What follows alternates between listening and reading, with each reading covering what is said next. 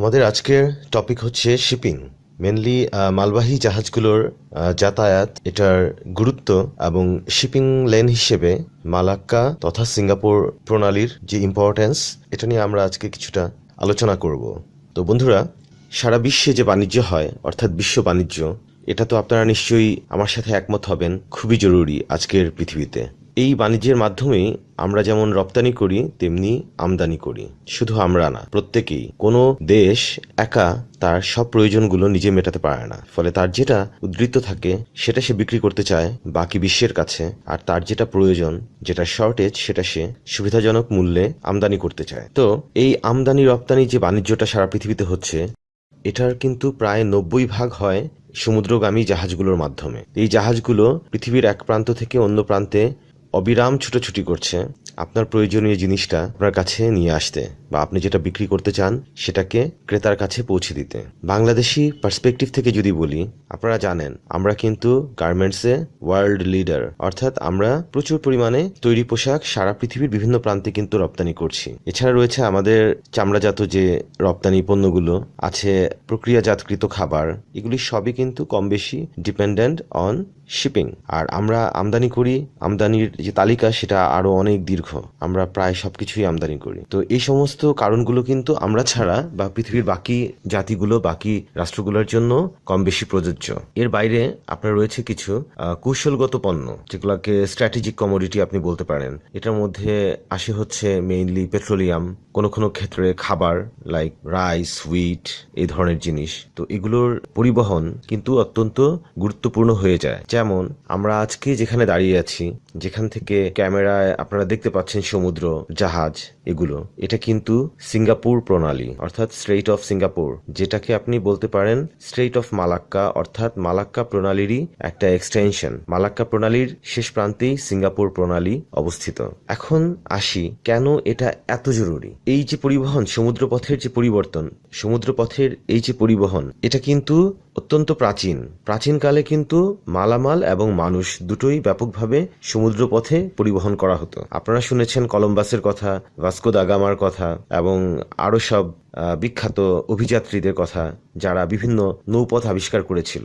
এই নৌপথগুলো তারা কেন আবিষ্কার করেছিল? তারা খবর পেয়েছে ভারতে আছে সুগন্ধি মশলা, দামি স্পাইসেস, দামি মশলা, এগুলো ইউরোপের বাজারে অত্যন্ত দুর্মূল্য ছিল। তো তারা ব্যস্ত হয়েছে ভারতে আসার জন্য একটা সুইটেবল জলপথ খুঁজে বের করার জন্য। তারা জেনেছে দক্ষিণ আমেরিকায় স্বর্ণের শহর আছে, তাদের দেশের মানুষ স্বর্ণ এবং রূপা দিয়ে তৈজসপত্র তৈরি করে, ঘর বাড়ি তৈরি করে। তো ইউরোপীয় ব্যবসায়ীরা স্বভাবতই আগ্রহী হয়েছে কিভাবে সেই জায়গায় পৌঁছানো যায়, সেই জায়গার জলপথ আবিষ্কার করা যায়। সেই জলপথ অনেকগুলো তারা আবিষ্কার করতে পেরেছে, অনেকগুলো পারেনি। কিন্তু এই আবিষ্কারের যে প্রচেষ্টাগুলো, এগুলোতে যেমন সাফল্য আছে তেমনি আছে ব্যর্থতা, অনেক বিয়োগান্তক ঘটনা, অনেক নাবিক প্রাণ দিয়েছে।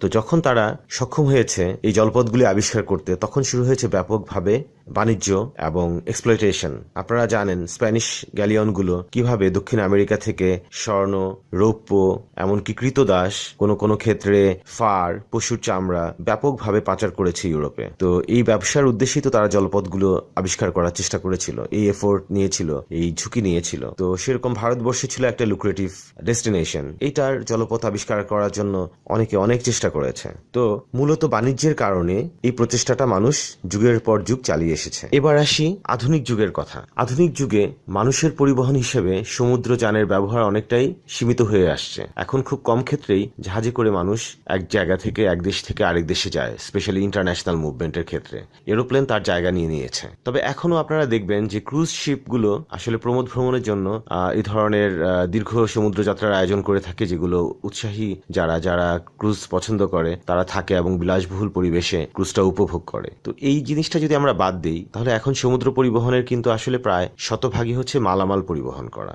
যেটার মধ্যে বিভিন্ন জিনিস আছে, লাইক জ্বালানি তেলের পরিবহন একটা খুব ইম্পর্ট্যান্ট এরিয়া। এটার জন্য বিশেষ ধরনের জাহাজও তারা তৈরি করে। আপনারা হয়তো ট্যাঙ্কার, সুপার ট্যাঙ্কার, এগুলোর কথা শুনেছেন। এগুলো অত্যন্ত বড়, এবং সমুদ্রগামী জাহাজগুলোর মধ্যে এগুলোকে আপনি বলতে পারেন জাইগ্যান্টিক। এগুলোর কোনোটা এত বড় যেগুলো সবগুলো বন্দরে ভিড়তেও পারে না। আর পাশাপাশি অন্যান্য জিনিস, ইঞ্জিনিয়ারিং পণ্য, এমনকি গাড়ি, অটোমোবাইল ট্রান্সপোর্টেশনও একটা ইম্পর্টেন্ট কাজ, যেটার জন্য বিশেষ ধরনের জাহাজের প্রয়োজন হয়। আর রয়েছে আপনার নর্মাল জাহাজগুলো, যেগুলো কন্টেইনারে বিভিন্ন ধরনের পণ্য, পাঁচমিশালি পণ্য কন্টেইনারে করে পরিবহন করছে। এগুলো হয়তো অনেকে আপনারা আমাদের সমুদ্র তীরবর্তী এলাকাগুলোতে গেলে চট্টগ্রামে হয়তো দেখেছেন। তো এখন আমি ফোকাস করব মালাক্কা প্রণালী, সিঙ্গাপুর প্রণালী, এগুলোর গুরুত্ব।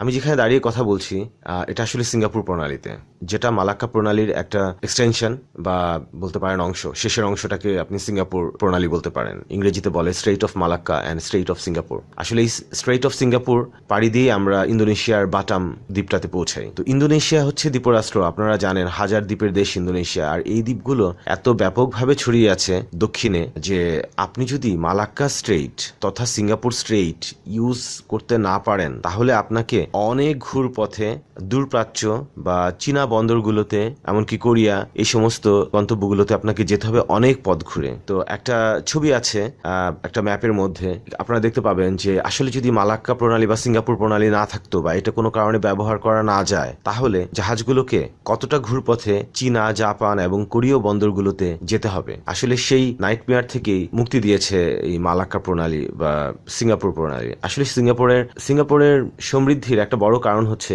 সে পৃথিবীর সবচেয়ে ব্যস্ত শিপিং লেনের উপর আছে। এই মালাক্কা আর সিঙ্গাপুর প্রণালী হচ্ছে পৃথিবীর সবচেয়ে বিজি শিপিং লেন। এটা পৃথিবীর টোটাল শিপিং এর 40% এই শিপিং লেনটা দিয়ে ক্রস করে, এবং এই ব্যস্ততা সিঙ্গাপুরকে এনে দিয়েছে ব্যাপক সমৃদ্ধি। আর এই যে শিপিং লেনটা, এই শিপিং লেনটা এত ক্রিটিক্যাল। আমি এইমাত্র বলেছি 40% অফ ওয়ার্ল্ড শিপিং, এই 40% সারা পৃথিবীতে যত শিপিং হয় এর 40% শিপিং হয় এই লেনটা দিয়ে। তার মানে কি, এই লেনটার গুরুত্ব অনেক অনেক বেড়ে গেছে, এবং এটার কারণে কিন্তু এখানে অনেক ঝুঁকিও আছে। এখানে সাধারণভাবে যদি বলি, দস্যুতার ঝুঁকি অনেক বেশি। সিঙ্গাপুর, মালয়েশিয়া আর ইন্দোনেশিয়া, এই তিনটা দেশের নৌবাহিনী এবং কোস্টগার্ড বা ম্যারিটাইম পুলিশ সবসময় ব্যস্ত থাকে যেন এই স্ট্রেইটটা জলদস্যুতার হাত থেকে নিরাপদ থাকে। এমনকি অনেক দূরের ভারত, মার্কিন যুক্তরাষ্ট্র, এই ধরনের দেশগুলো, চায়না, জাপান, এই ধরনের দেশগুলো কিন্তু তাদের নিজেদের স্বার্থেই চায় মালাক্কা প্রণালী খোলা থাকুক, মালাক্কা প্রণালীর উপর অর্থাৎ সিঙ্গাপুর প্রণালীর উপর তাদের একটা নিয়ন্ত্রণ থাকুক। এখন এই নিয়ন্ত্রণ যদি না থাকে তাহলে কি ঘটবে?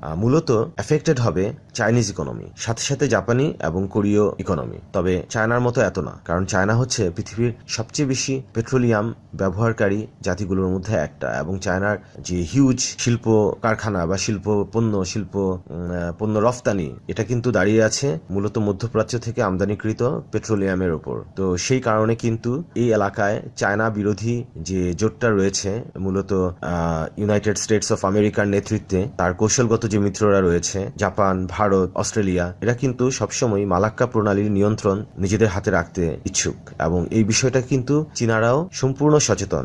এজন্য কিন্তু চীনারাও চায় মালাক্কা প্রণালীর উপর একক নিয়ন্ত্রণ যেন পশ্চিমারা হাতে নিতে না পারে। পশ্চিমা বলতে এখানে যুক্তরাষ্ট্রের নেতৃত্বাধীন এশীয় জোট। চায়না এটার নিয়ন্ত্রণ হাতছাড়া হতে দিতে চায় না, সে এটা সিকিউর করতে চায়, কারণ এর মাধ্যমে তার কৌশলগতভাবে গুরুত্বপূর্ণ যে পেট্রোলিয়াম আমদানি, এটা সে পেতে পারে। এছাড়াও চায়না অল্টারনেটিভ সি লেনের সন্ধানে আছে, সো দ্যাট যদি কোনো কারণে মালাক্কা প্রণালী তাদের জন্য ব্যবহার করা কঠিন হয়ে পড়ে বা দুঃসাধ্য হয়ে পড়ে, তখন যেন তার গুরুত্বপূর্ণ পেট্রোলিয়াম আমদানি অব্যাহত রাখতে পারে। তো আপনারা পুরো ওয়ার্ল্ড ম্যাপটা দেখছেন, ওয়ার্ল্ড ম্যাপের দিকে তাকালেই বুঝতে পারেন যে কতটা ক্রিটিক্যাল এই প্রণালী মধ্যপ্রাচ্যের তেল দূরপ্রাচ্যে এবং চীনা বন্দরগুলোতে নিয়ে যাওয়ার জন্য। আমি আরেকটা ছবির মাধ্যমে আপনাদেরকে দেখানোর চেষ্টা করেছি অল্টারনেটিভ রুটগুলো কি হতে পারে। তবে মনে রাখবেন, অল্টারনেটিভ রুটগুলো কিন্তু কস্টলি। এটা যেমন খরচ বৃদ্ধি করবে, এটা সময়টাও বৃদ্ধি করবে, এবং এই সি লেনগুলো সবগুলো বড় জাহাজের জন্য যথেষ্ট নিরাপদও নয়, কারণ আপনারা জানেন যে বড় বড় সুপার ট্যাঙ্কারগুলোর অনেক গভীর পানির প্রয়োজন হয়। ইন্দোনেশিয়ার আরো দুইটা